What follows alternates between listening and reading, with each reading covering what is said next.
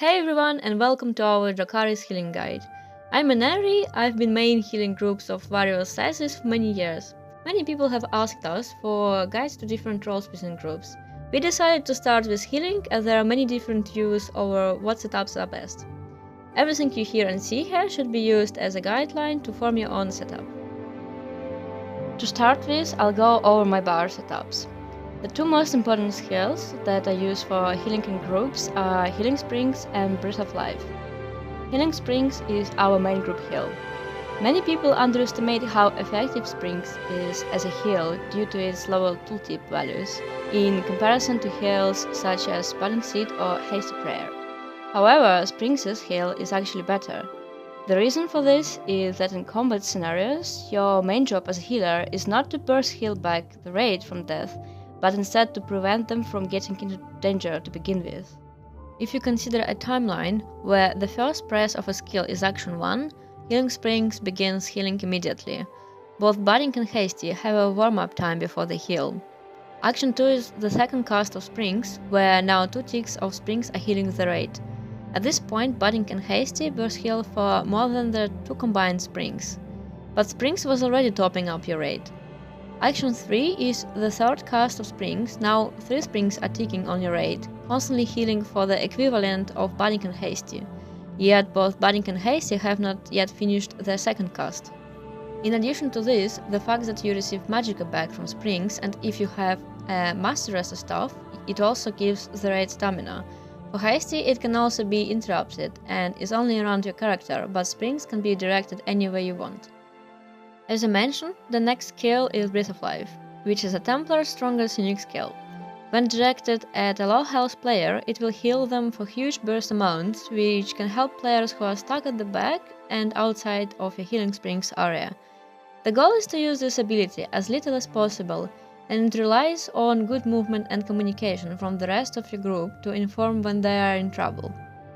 Templar, unlike most other classes, doesn't have its own major sorcery buff. So structured entropy is very important to both increase healing down and increase your health on your main bar. There is also the benefit from the Mage's Guild passives, and it also provides Empower after you activate entropy, boosting your next heal by a decent amount. Next up is Inner Light, which is simply a buff to all your healing because of its max magicka and crit buff. If you really need an extra slot, you could swap it out, but I don't recommend it. There is also a flexible spot on your bar which can be used for any skills you wish. There are a couple I would like to mention. Rapid Regen. Either morph is good. I personally prefer Rapid Regen for the increased healing. This heal can also not be negated once cast, unlike Springs, so if your group is stuck in a negate, this skill will go on healing them. It can also proc Ethgor onto them, giving your group a chance to survive whilst you move outside of the negate. Negative aspects are that it only heals to allies per cast, so you have to spam it if you want to affect multiple targets. In general, it's a good skill, but I wouldn't prioritize it as your main healing over Springs. Energy Orb. Like Rapid Regen, this HOT can be very useful for both the regen it provides to your raid and the strong healing it gives. If you're moving a lot, then it is perhaps less useful, but still a good pick. Siege Shield and Efficient Purge.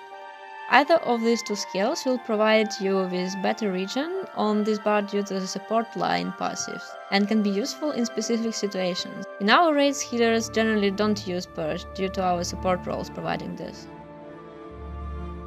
Jesus Beam or Purifying Light.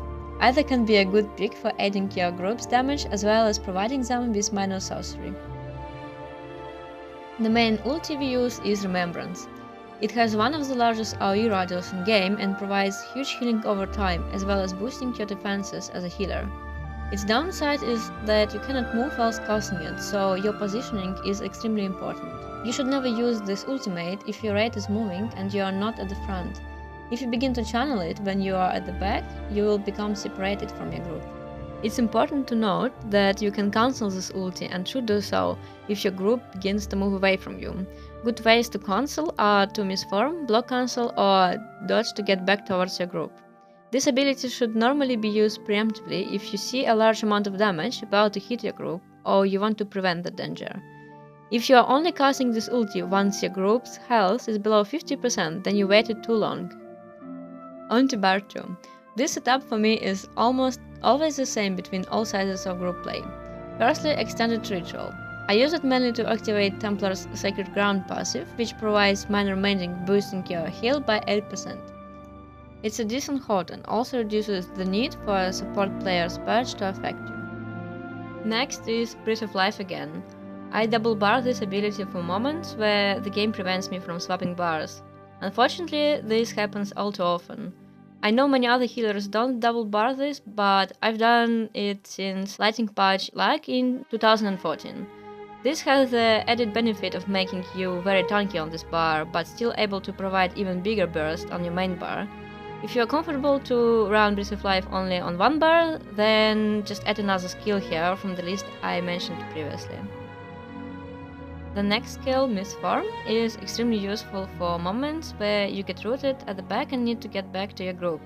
Just remember that whilst you are in Misform, you don't receive any other healing, so you should break out of it if your health is critical or other players are trying to heal you.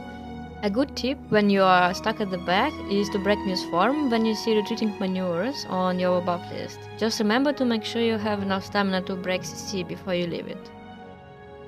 The next skill that I use is Repentance.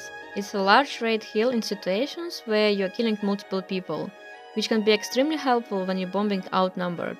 It also fills your stamina, which helps a lot as I dodge roll often for both the positioning, damage reduction and anti-root benefits.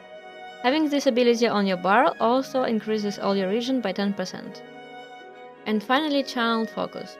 This is useful to make you even more tanky whilst boosting your regen at the same time. If you have this buff active, you can also restore Magicka whilst in Misform. For ultimate on this bar, I use Meteor. I use it in situations where we have multiple healing ultis ready. It can knock multiple enemies, stunning them for 2 seconds, which can be useful on engagement of stacked players.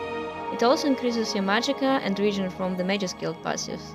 When using the Shooting Star morph, you might even get enough ulti back for a remembrance afterwards, depending on the amount of enemies you hit. You could also use Warden Board ulti, Barrier, Warhorn or Nova. Now let's go over gearing and stats. There are many schools of thought when it comes to base setup. Personally, I think healing in heavy armor is the most effective. You are more tanky due to both increased resistance and more healing received.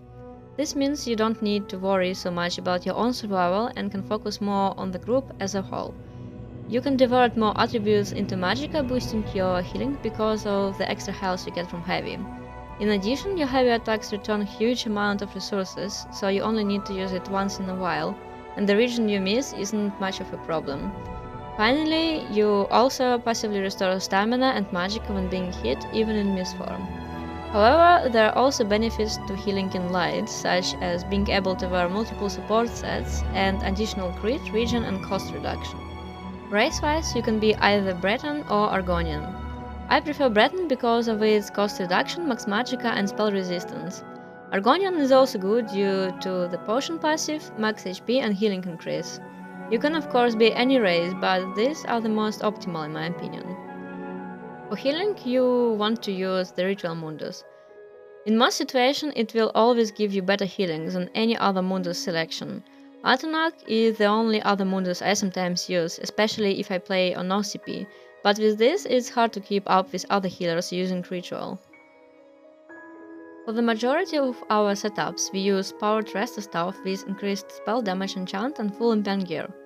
On back bar, I am using Reinforced Iron Shield with Defending Sword, which allows me to have slightly less HP on this bar due to the lack of entropy, because I'm a lot more tanky there. For potions, I mainly use Immovable, Magicka and Health, as well as spell-powered attack potions in some situations. Looking at gearing specifically, healing has one of the most diverse setup pools in game. There are many beneficial support sets which you can bring to aid your group. For example, as a healer in Dracarys, you are normally expected to have at least 2 or 3 of these different sets ready to use. This is how you can swap when needed during a raid. When I consider a setup, my goals are as follows. I must have 28k plus HP on my rest bar, and I also must have above 1.6k regen to allow my healing to be almost non-stop. Once I reach these goals, I can focus the rest of my efforts into increasing my healing via spell damage, max magicka, and crit. The main gear set which I use is 5-piece Kagrenac. I use this because it gives me all stats which are important to my goals, as well as providing a useful rest speed buff. It can also be crafted, so it allows me to combine with most setups whilst retaining the undaunted passives. Next, I'll show you a couple of setups I use in Raid. Firstly, Transmutation. Here you can see I have 5 Kagrenac and 5 Transmutation on my back bar, along with Master Resta on my main bar and Earthcore. This provides the Raid with the Transmutation buff on bar swap from Healing Springs, Rapid Regen, and Extended Ritual. Transmutation buff is our first priority in Raid. You can see my stats with this setup. I'm using blue 2-stat food to increase my health and magicka, as well as 1 3-stat glyph. The others are magicka glyphs. My second setup is Wormcold. This is a very good setup for healing, even though it doesn't use Earthcore. Its healing output, however, is very strong due to the reduced cost and 1-piece monster set of either Kina for boosting heals or Dummy House for extra magicka and stamina if you feel like you need it. Wormcold and Kagrenacs are active on both bars. Your sword is an empty slot. You can see my stats on screen in this setup. I'm using the same food and glyph setup as before. The final setup I want to show you is Spell Power Cure. Again, this is a back bar focus setup in order to utilize Earthcore and Master Resta. I swap to Wishmaster to meet my region goal, which then requires that I boost my health by 2k. I swap out 2 pieces of Kagrenac with HP glyphs to meet my 28k HP goal. Some other good support sets that you may also wish to consider are Gossamer and Sanctuary. Finally, let's talk about CP setup. With all CP setups, your goal is to reach whole numbers of percent due to values being rounded down. This means if you have 14.1% or 14.9%, you get only 14% regardless. As you can see, being a healer in Raid, I place all my points into Blessed and Elfborn for increased healing and crit heals. The remaining blue CP don't really matter, but I spend them in Self-Expert for both the increased light and heavy attack damage, is my only damage, and also the riposte passive. If you have a damage ability on your bar, then you may wish to spend your points slightly differently. In the red tree, the steed, Ironclad is very important due to its damage reduction. In addition to this, the resilient passive is important for proccing Earthcore in clutch negated situations. The lady is where I invest the rest of my points. I have 13% in Hardy and 12 in Elemental Defender because I'm a Breton, as well as 14 in Thick-Skinned for Siege and Destro ulti damage reduction. For the green tree, the Lover, I use 75 in Arcanist and 43 into Tenacity as my core CP. The others are more flexible, with Warlord, Tumbling and Shadow Ward being important. Having 1 point in Siphoner will ensure that enemies are receiving more debuffs to purge when you light or heavy attack them. This concludes my build guide. If you have any questions, feel free to ask in the comments below or message me in game. Thanks everyone for listening.